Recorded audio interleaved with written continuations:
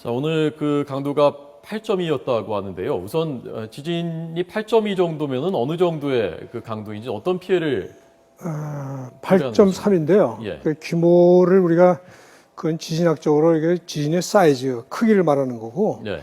이제 우리가 피해 상황은 이제 진도라고 그런다, 인텐시티라고. 진도는 한 10쯤 돼요. 10쯤 되면 어느 정도 되냐면 철로가 휘고 우선 말이에요.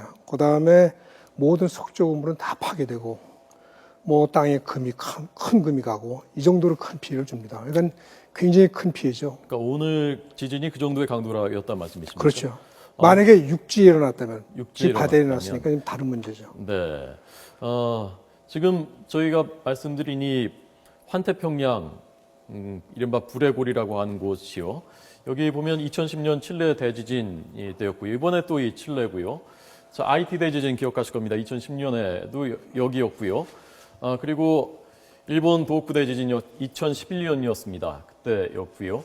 조금 떨어져 있지만 스촨성 대지진도 이곳에서 발생했었고, 네팔 대지진, 여기도 광희의 불의 골이라고 볼 수 있는 겁니까, 이 지역도요? 이거 지진은 이제 크게 우리가 두 가지로 설명할 수 있는데요. 예. 하나는 원래 인터플레이 어스크이라 가지고 판과 판경계 지진. 이게 다 판과 판경계 지진입니다. 그 중국에서 일어나는 거는 예. 우리가 인트라플레이트 어스크이란다. 그러니까 판 내부 지진 말이에요. 그거 틀려요. 그러니까 이 대륙에서 중국이나 몽고나 저 미국 그 대륙 내부에서도 큰 지진이 일어난다고. 예. 이거는 대륙 내에서 그 스트레스, 우리 그 균형이 깨져가지고 네. 거기에 단층이 있으면 큰 지진이 발생한다. 근데 또 부가로 제가 말씀드리면 이 지진도 역시 이 판의 움직임에 영향을 입어요. 이게.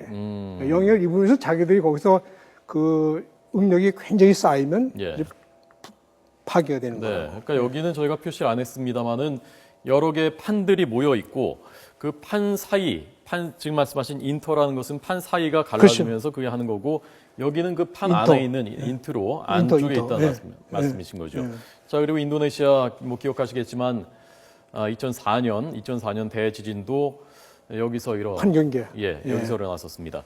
그러면요, 교수님, 그러면 앞으로도 이 환태평양 안에서 이 불의 고리 안에서 앞으로도 이런 대지진이 계속해서 더 큰 지진이 발생할 가능성이 있다고 보십니까? 그렇죠. 충분히 있죠. 이건 판은 이게 움직이는 판인데 이게. 예. 이게 지금 이 태평양판이 우리가 이 동북 서북 쪽으로 이동을 해요. 계속 말이에요. 그리고 유라시아판은 반대로 이쪽으로 가고 말이에요. 예. 그 판이 서로 충돌하니까 네. 마찬가지로 저기도 태평양판이 남미판하고 충돌하고 있다고 지금. 그래서 그 판 충돌하는 경계에서 지진이 계속 발생해요. 그래서 지구가 우리가 살아있다고 그러는데 지구가 살아있는 동안 다이나믹이라고 그러는데 살아있는 동안 지진이 계속 일어난다고. 근데 만약에 우리가 지구가 죽었다. 그러니까 달처럼 예를 들면 그런 경우는 지진이 없죠. 이게. 그러면요, 교수님, 이게 늘 과거부터 있었던 현상들이 계속 반복이 되는 겁니까? 아니면은 최근 들어서 더 빈도가 잦아지고 더 위기가 커지고 있는 겁니까? 그게 아주 좋은 질문인데요. 사실 과거에도 있었어요. 계속해서요. 옛날에도 계속 있는 지진인데 네네. 최근에 와서 이게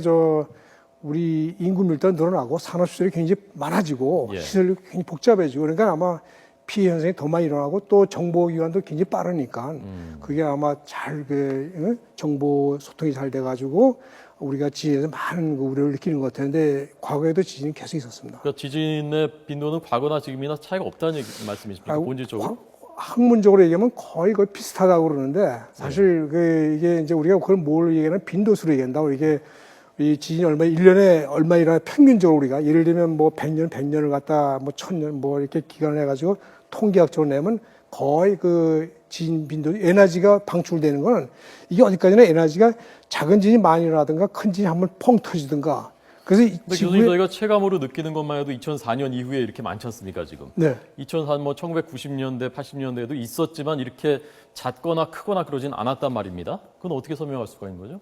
그럼 우리가 그 당시는 계기 지진이 아니어가지고 그때는 순전히 그냥 기록으로 한 지진이기 때문에 잘 몰랐죠. 아니 근데 이때는 이제 수만 명씩 희생된 것이지 않습니까?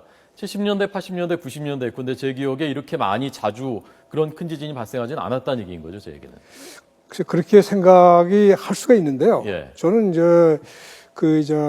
뭘 보냐면 이 지구의 이 응력이라는 게 그러니까 뭐 어느 지역이든 마찬가지인데 이게 응력의 뭐랄까 방출이니까 네. 역시 에너지가 예, 예. 그러니까 그것은 평균적으로 지구에 축적된 에너지가 항상 일정한 양이 밖으로 나와야 된다고 이게 예, 예. 우리가 스트레스를 갖다 저기 이렇게 방출하는 식으로 그래서 이제 결론적으로 그렇게 같은 이제 에너지가 나오기 때문에 평균적으로 봤을 때는 같은데 옛날에 일본이나 여기 중국에도 옛날에 예를 들면 60만 명이 죽은 지진이 있어요. 네. 옛날에 지금 기록상에는 그런데 아주 옛날에 여기 바로 여기서 요 부분에서 일어나는데 예. 그런데 그 지진은 규모가 한 8.5 지금 규모는 8.5인데 60만이 죽었다고 기록이 돼 있어요.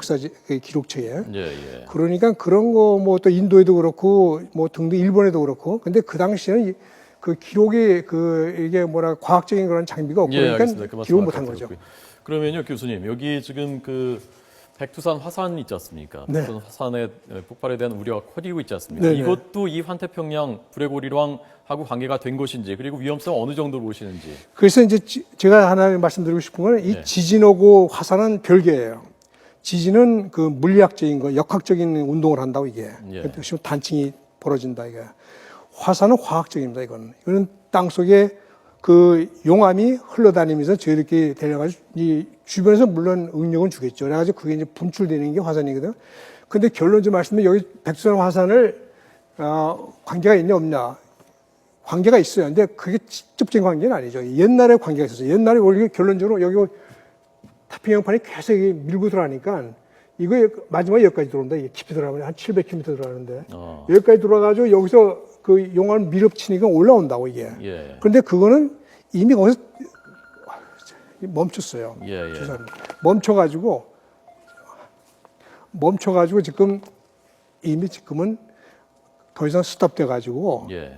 정지 상태고, 제가 말씀드린 그러한 거는 이게 지금 우리가 일본에서 일어나는 화산은 우리나라 백두산 화산은 전혀 틀린 문제라 이거. 예. 백두산은 일본은 계속 침강하고 있습니다. 이 태평양판이. 그래서 네. 계속 거기서 마찰을 하기 때문에 열이 발생해요. 그래서 마찰열하고 그다음에 거기 뭐 방사능 물질하고 같이 합쳐가지고 이제 화산이 폭발되는 거고 여기는 더 이상 내려가지 않습니다. 이게. 예. 그래서 화산하고 지금 그 불의 고리, 예. 소위 말해 이거는 별개의 문제죠. 예. 교수님 보시기에 이 한반도가 그러면 일단 이 불의 고리 안에서 조금 약간 떨어져 있는 곳이 지금까지 지진이 별로 발생하지 않았는데 한반도는 안전지대라고 볼 수 있는 것인지 그걸 마지막으로 여쭤보겠습니다. 굉장히 중요한 말씀인데요. 한반도는 다행히도 한반도에 세 개의 판이 와요. 여기 지금 유라시아 판이 하나 있고 예. 태평양 판이고 밑에는 필리핀 판입니다.